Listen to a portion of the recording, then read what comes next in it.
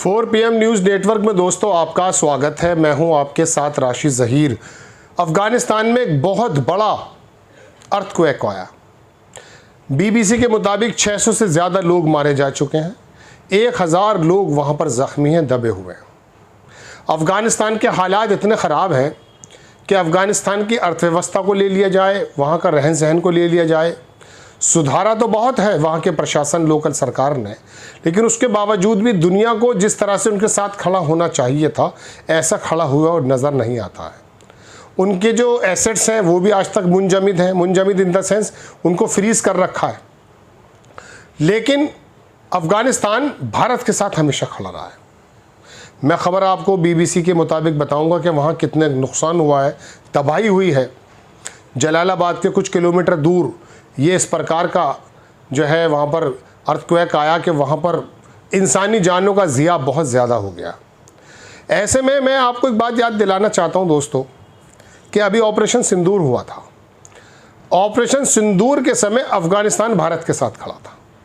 हालांकि भारत के साथ सिर्फ इजराइल ही खड़ा था, उसके बाद अफ़गानिस्तान के लोगों ने कहा है। लेकिन ऐसे में अभी BBC की खबर में पढ़ रहा था, हमारे एक लोकल प्रतिनिधि हैं, पूर्व सांसद शाहिद अखलाक साहब, उनका एक मैसेज आया कि BBC तो मुझे लगा खबर बनानी चाहिए।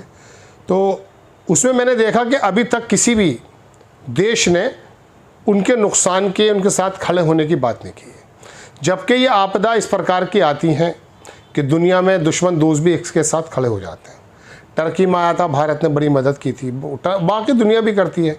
गुजरात के भुज में जब आया तो पूरी दुनिया खड़ी हो गई थी साथ। तो दोस्तों बात यह है कि अफ़गानिस्तान के साथ खड़ा हो जाना फौरी अंदाज में, हालांकि हो सकता है कि कुछ देर बाद या कुछ एक दिन बाद मोदी जी अभी चाइना से वापस आ रहे हैं, तो हो सकता है ये घोषणा हो। लेकिन बहरहाल बड़ी ख़बर यह है कि वहाँ नुकसान हुआ, वहाँ किस प्रकार की बिल्डिंग्स गिरी हैं, किस प्रकार की नुकसानात हुए हैं। BBC ने इसको बड़ा विस्तार से छापा है। मैं आपको थोड़ी सी बात दिखाकर कुछ इंपॉर्टेंट इशू बताऊँगा कि आखिरकार पड़ोस में जब इस प्रकार की घटनाएं हो जाती हैं तो किस प्रकार से आसपास की जगहों पर जो है देखा जाता है कि वो लोग किस प्रकार से खड़े हैं।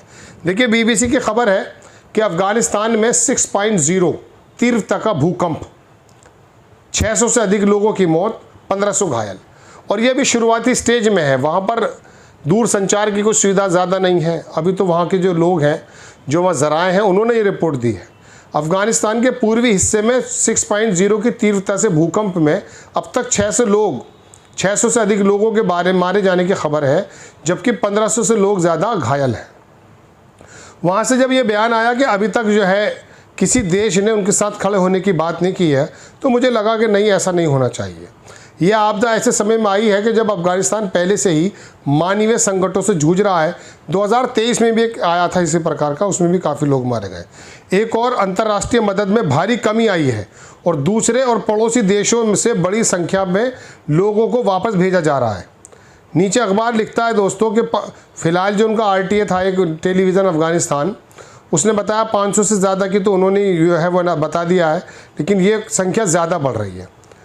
आप देखें, उन्होंने आगे राइटर्स जो अखबार है, बहुत बड़ा अदारा है इंग्लैंड का, उसने लिखा कि टेलीविज़न की तस्वीरों में दिखाया कि हेलीकॉप्टर से घायलों को निकाल रहे हैं, डॉक्टर की मदद से एम्बुलेंस तक पहुंचाया जा रहा है।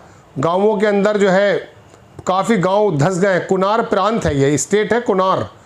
वहाँ के जो प्रमुख नजीबुल्ला हैं, उन्होंने राइटर्स को बताया कि शुरुआती रिपोर्टों में 250 मौत और 500 घायल, ये तो शुरुआती खबर है, आंकड़ा बदलता जा रहा है। 30 गाँव के अंदर लोगों की जो है मौतों की पुष्टि हुई है। और मैं वो देखने की कोशिश कर रहा हूँ कि देखें कि तालिबान के विदेश मंत्रालय ने के एक प्रवक्ता ने कहा कि अब तक किसी भी विदेशी सरकार ने राहत और बचाव कार्य के लिए मदद की पेशकश नहीं की है। मैं चूँकि भारत में रहता हूँ तो मुझे भारत से ही सरोकार है। ऑपरेशन सिंदूर पाकिस्तान के ख़िलाफ़ जब था तो इन्होंने हमारा साथ देने की बात कही थी। वो पाकिस्तान भी आगे नहीं आ रहा है, जिसको कहा जाता कि बड़ा मुस्लिमों का मसीहा है, एटम बम का मालिक है। इस्माइल हानिया जो हमास का सरबराह था, ईरान के अंदर उसको मार दिया गया था, उसका एक बयान है दोस्तों। उसने कहा कि पाकिस्तान अगर इतना कह दे ना इसराइल से कि इसको बंद कर दें तो वो बिल्कुल चुप हो जाएगा, चूँकि एटम बम की ताकत है। लेकिन खाना जंगी की बात बताऊं दोस्तों, एक दूसरे के कपड़े उतारने पर लगे हुए हैं। इमरान खान जैसा कि नेता जो अंतर्राष्ट्रीय पटल पर पाकिस्तान की पर्सनैलिटी को सुधारने के लिए अपनी मुहिम को चलाया था। आप ये देखिए डीप स्टेट, मैं आपसे बहुत हम ज़माने से कहता हूँ, आप देखा कीजिए कि डीप स्टेट का रोल क्या है। उस डीप स्टेट के चलते कुछ ऐसे लोगों को वहाँ काबिज करा दिया गया कि उसको जेल में डाल रखा है। बहरहाल मैं अलग बात पे चला गया, वो पाकिस्तान साथ में शामिल नहीं है, जिसकी किताबों में भी ये लिखा है कि अफ़गानिस्तान और पाकिस्तान बिल्कुल एक है। और मैं आपको बताऊं कि अफ़गानिस्तान का जो मुखिया था तालिबान का, क्या ज़बरदस्त आदमी था वो भी। खैर छोड़िए, असल में आज का तो मीडिया जो कहता है ना, वो ये कहता है कि इसको आप सही कहिए, इसको गलत कहिए। मतलब एक ज़माने के बाद हमास को कह रहे हैं कि साहब चलिए इसको लिस्ट में डाल देते हैं। और जुलानी जो वहाँ क्या कहते हैं सीरिया में आया, पहले तो उसे अल नुसरा फ्रंट था, हमास का दूसरी चीज़ों का ISIS का बंदा था। अब उसको लिस्ट से निकाल रहा है अमेरिका, यानी कि वो तय करता है कि कौन से लोग तालिबानी हैं, कौन से आतंकवादी हैं, कौन से नहीं। और हम भी उसी की बात को कहते हैं। अपनी अक्ल की, अपने तज्ज़िये की बात को हमसे कहा ही नहीं जाता है। वजह क्या है कि सरकारों का प्रेशर है कि हमारे मौक़ूफ़ के साथ, हमारे मौक़िफ़ के साथ आप बात रखिए। चलिए, तो बहरहाल वो पाकिस्तान जो ये कहता है, वो तालिबान के लोग भी कहते थे हमारे रोटी बेटी का रिश्ता है, और कभी पाकिस्तान के, वो पाकिस्तान खड़ा नहीं है। लेकिन बहरहाल भारत के साथ जब ऑपरेशन सिंदूर में उसने ज़बानी बात कही और अपना साथ देने की बात की, वो जिस लायक भी था, तो हमारे देश से भी उम्मीद ये बनती, हो सकता है मोदी जी इस बात को कहें। मुझे उम्मीद है कि जैसे वो चीन से शायद आ चुके होंगे, जब तक मेरी आप खबर सुने, वो इस बारे में मानवीय सहायता भी देने की बात करेंगे। लेकिन बड़ी त्रासदी है, बड़ी त्रासदी है। मैं वैसे एक बात कहता हूँ आपसे, एक साहब मुझसे बोले कि साहब ये समझ में नहीं आ रहा कि ये स्वीडन में, ऑस्ट्रेलिया में, जर्मनी में, ऑस्ट्रेलिया और दुनिया में, यूरोप के मुल्कों में लोग बड़े सुकून से ज़िंदगी गुजार रहे हैं, और जितनी भी मुसीबतें आ रही हैं वो मिडिल ईस्ट और इसी एरिया में आ रहे हैं जहाँ पे मुस्लिम रहते हैं।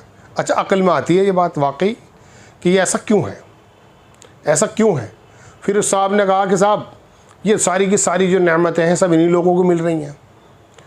गुजरात में जाके देखो बड़ी नेमतें हैं, बिहार, उड़ीसा, उत्तर प्रदेश में देखो बहुत हालात ख़राब है। तो वो बता ये रहे कि साहब ये जो है अंग्रेज़ों को, गैरों को, मतलब जिस तरह से भी वो बात कर रहे थे, तो बहरहाल उनके बाद तो सवाल तो चुभा जहन में कि ये पूरी दुनिया के अंदर ये समुदाय ही परेशान क्यों, इन्हीं पर आफतें क्यों आ रही। पता ये चला कि दरअसल जिसको हम नेमत समझ रहे हैं कि ये नेमत है, दरअसल उसका कोई जिक्र नहीं है। भाई ये मकान, ये दुकान, ये कारोबार, ये मनसब, ये जायदाद, ये पद, जितने भी हैं, ये सांस चलने तक है ना, इसके बाद तो ख़त्म है। तो दरअसल हकीकी चीज़ कुछ और होती है। जो लोग दुनिया को बड़ी इंपॉर्टेंट चीज़ समझते हैं, वो कहते हैं कि साहब ये दुनिया इन लोगों को मिल रही है, इनके घर की छतों पर हेलीकॉप्टर खड़े हैं। तो जिसके दिल में दुनिया की एक वक़्त है, इज़्ज़त है, उसको वो समझते हैं कि ये बड़ी इंपॉर्टेंट चीज़ है, ये बड़ी ज़बरदस्त चीज़ है, ये लोगों को मिल रही है। जबकि ये ईश्वर के नज़दीक कोई चीज़ नहीं है। ईश्वर के नज़दीक तो दरअसल कुछ और है, आपके अच्छे कर्म हैं, जिनके विहाब पर वो आपको एक रिज़ल्ट देने वाला है। ये सारी किताबें बताती हैं। स्वर्ग नर्क का जिक्र खाली मुस्लिमों में नहीं है। बहरहाल मैं कहीं और चला गया हूँ अपनी बातें करते करते, लेकिन बात यह है कि अफ़गानिस्तान में एक बड़ी त्रासदी आई, और उस त्रासदी का जो है संज्ञान दुनिया नहीं ले रही है। देखने की बात है ये। जय हिंद।